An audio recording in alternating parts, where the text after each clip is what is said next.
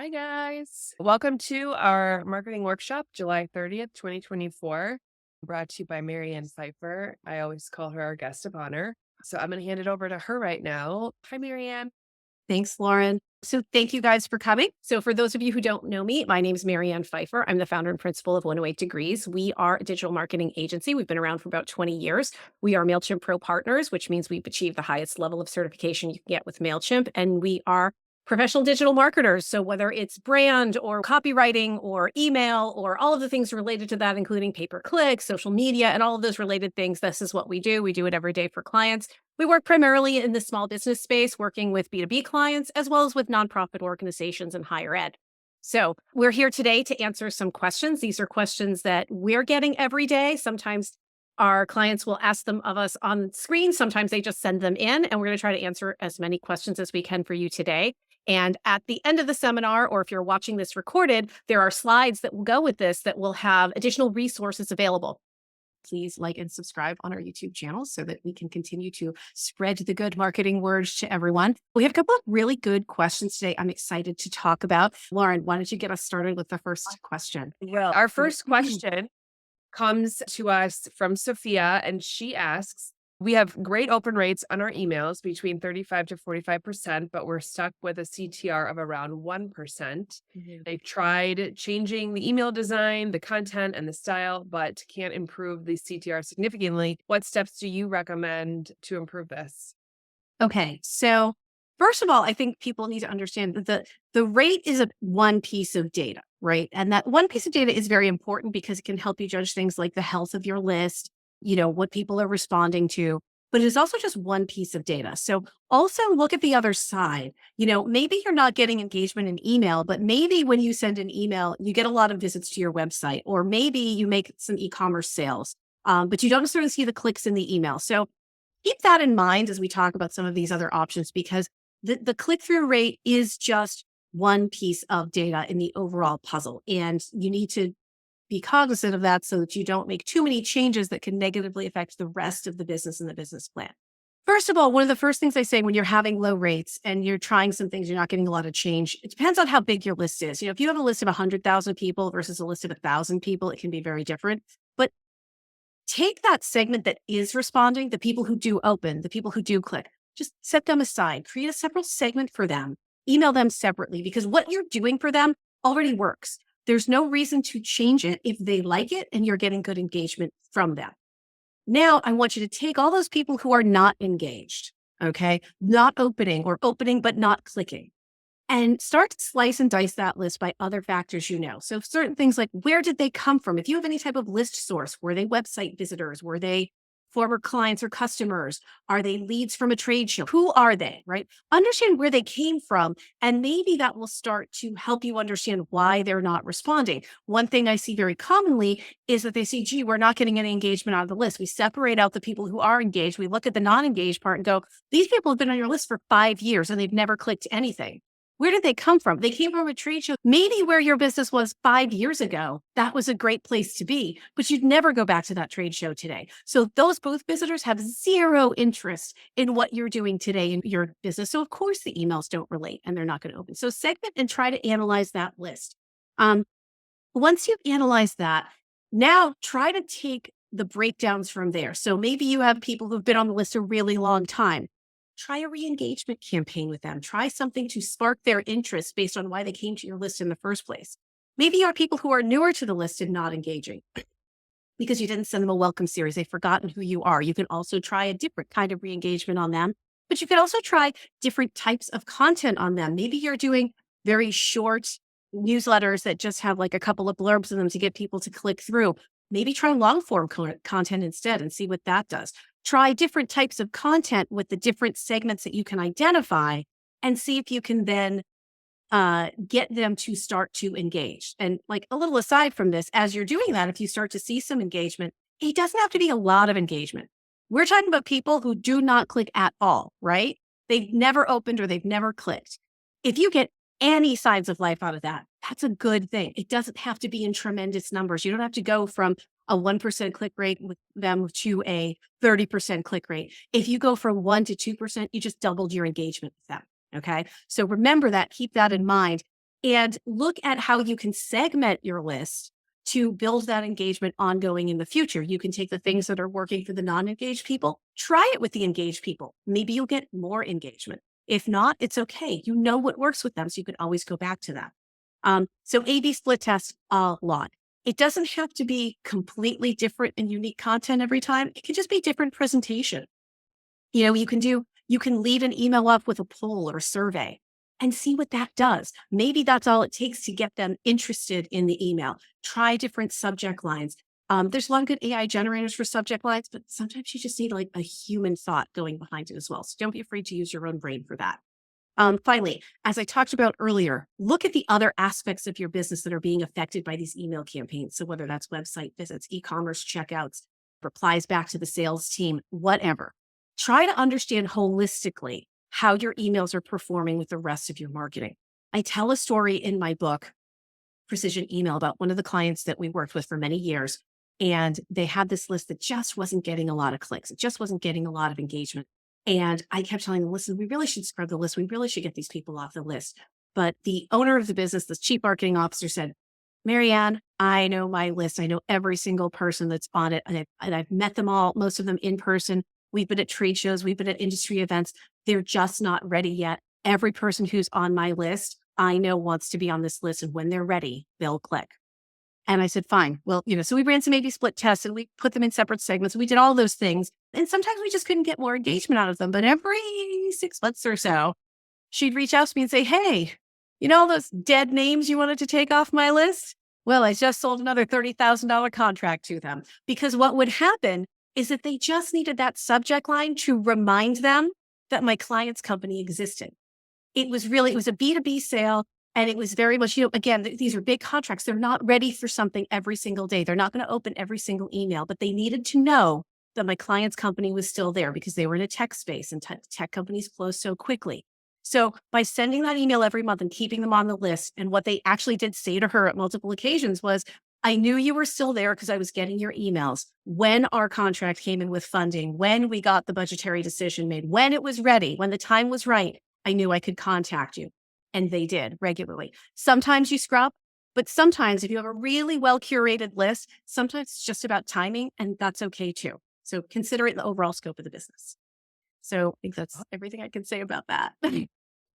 Um, Okay, our second question is from Diane, and she says that I'm using a CRM for her new law firm, and they want to sync it with MailChimp. There are multiple records for the same clients. One is listed under the first name, last name, and the other under the business. Both use the same email address. What is the best way to approach that? And can we import them all to MailChimp? Will there be duplicates if we do that? What are your thoughts on that? Okay. So it's really important to step back outside of your email system and look at how your CRM works. So looking at the CRMs can collect a variety of different information, and they can look at records in a few different ways. So one is a contact. That's a person who might be a client. It might be somebody that is a partner, somebody you're doing business with, somebody that, obviously you have permission to email, which is why you want to sync them, but somebody you would have an existing relationship with. There'll also be a module or a section sometimes called leads. Those would be people who maybe reached out and said, hey, I'd like more information about your business. I'm interested potentially in doing business with you. So a contact and a lead can be two totally different things in some systems, but in some systems, they're all the same thing. It's just a human being. The other type of entity that exists in a CRM is an account. And that account can be something like a company, right? So it could be your law firm. It could be your customer's business, whatever it is, right? So they're not human entities, they're non-human entities, and then there's the human entities. Typically, when we're syncing into an ESP, we want to sync the human entities into the ESP and not the corporate entity, because that corporate entity email address is either the same as one of the humans that's already in your system, or it's a general mailbox like an info at that goes to a human. They have to filter it through. A lot of times, MailChimp and other ESPs will actually reject those because they'll say it's not a human box. It doesn't get answered. It doesn't get used. So you really don't want to bring those records in. If in fact they're using the account record, right, the corporate entity record without a human on the other side, my suggestion is clean up your CRM first so that there is a human for every account that exists. Okay. And that way, you've got human records matching up with human records. When you bring things into MailChimp, MailChimp's unique identifier, the way that it knows that someone on your list is a unique subscriber, is the email address. So even if your CRM has some kind of ID number with it, it doesn't matter to MailChimp. MailChimp's going to say one email address equals one human. So if you have contacts who have, and this happens with small businesses sometimes where they're all using like one email address, if that's the case, that's going to be one subscriber. So pick one, that's the one that's going to be there. When you talk about syncing and you talk about these duplicates, whether that is the company or whether that is, the human, when it's read into MailChimp through a syncing system, the first entry is the one that's going to be added. So it's going to be jane@doe.com, right? And that could be the corporate listing. But then the person comes in and it's jane@doe.com. It's going to overwrite because it's going to think that that's an update. All right. So that's why I say you really want your corporate entities to be a different and succinct thing. And maybe don't sync those, because if you have everybody covered on the human entity side, you don't really need to sync those corporate addresses. Okay. So clean up the CRM, get the corporate entities to have a human component on the other side, and then only sync the human components, whether those are leads or clients or however you want to address that. Okay. So you're not going to have duplicates because MailChimp will filter out, but do check in your CRM for duplicates. So what that means is that I really want those duplicates to be cleaned up in the CRM before they come into MailChimp. I don't want the CRM to have, Jane Doe, Jane Doe, Jane Doe, Jane Doe every single time. I want the CRM to have one listing for Jane Doe. And if there are multiple reasons for her to be in there, that's fine. Okay. But that shouldn't be getting synced. So move that email address field into another field, like you can use a notes field or something like that, so that when you're telling the system to sync, Jane can be in there 3 times because maybe she's the administrative and she's the secretary and she's, also the president of the company. She could be a bunch of things, right? And that's fine. You have to have a different entry in the CRM for her, but only have one email address field that syncs with the correct record you want to sync. All those other duplicates, if you can't remove them, you need to take that data and just put it somewhere else so it doesn't sync. Does that make sense? Okay. Did I cover all of her question? I think I did. I think so. Okay. All right, cool. I think that's all we have for submitted questions for this week. I don't know if our people who are attending have any questions today. Spotlight on you guys. I don't know if you're seeing the same trend, but with customers who are switching over from another platform, they're seeing usually if they didn't authenticate their domain previously, they're seeing that when they do authenticate with us, there's a loss in opens and clicks. I was wondering how you address customers about this and then what you know about it too. Okay, so let me rewind to what Jean's talking about here is the domain authentication. Earlier, was it last year? Last year, that Google, Yahoo, and several other email providers said, listen, you have to authenticate domains with DMARC and DKIM. Otherwise, we're not going to recognize those emails. And we're either going to send them to spam or just boot them completely, right? So everyone in the email world was like, right? What do we do? What do we do? Some providers already had authentication within the system. MailChimp did not. MailChimp built an authentication system within the UI that can be done now. But for a lot of my clients before that existed, because we were doing other efforts as well, we had already done authentication outside of MailChimp, like directly on the domain. What tends to happen in that case is you have to go into MailChimp and you have to have the MailChimp system recognize that authentication, because if you don't actually press those buttons, it doesn't recognize it. And so then MailChimp thinks you're not authenticated, but you actually are because you have the DMARC DKIM records. I haven't seen too many people that have. Typically, when I'm working with somebody, that's part of the first process we do is, do you have it set up? Did you have it set up prior to MailChimp?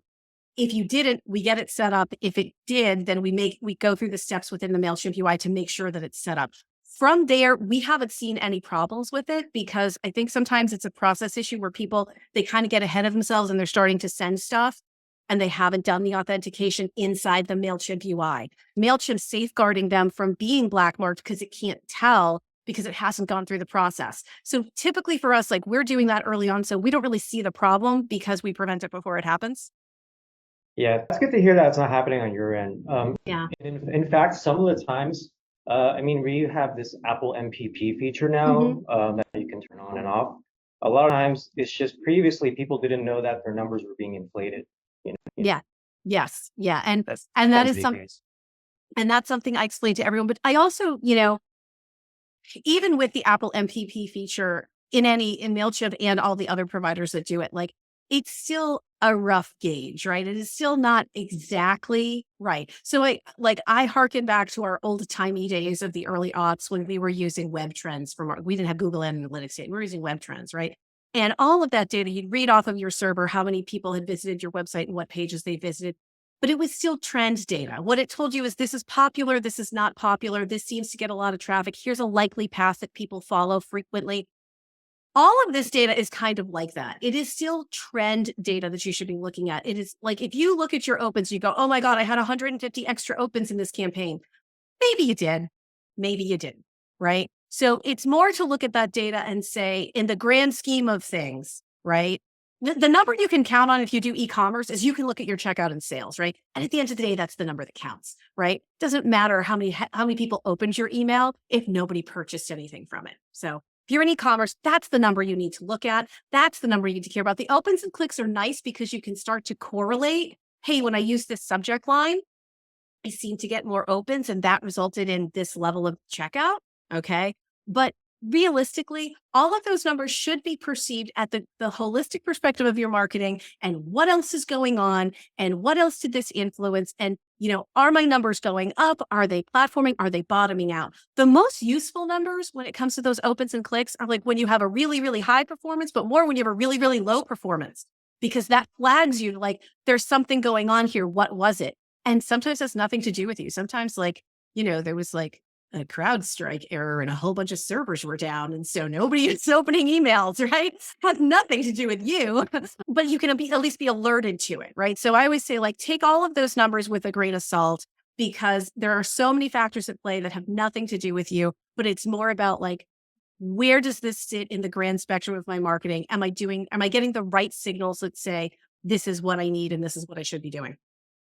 I like that. It's a good way to approach it because, working at MailChimp, I'm so focused on the email side of things. I forget to tie it back to the bigger picture of what does this customer actually do with their customers? Like, are you Mhm. getting calls from people now?